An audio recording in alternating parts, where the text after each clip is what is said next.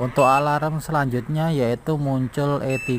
E3 di sini menandakan error pada Windows switching ya.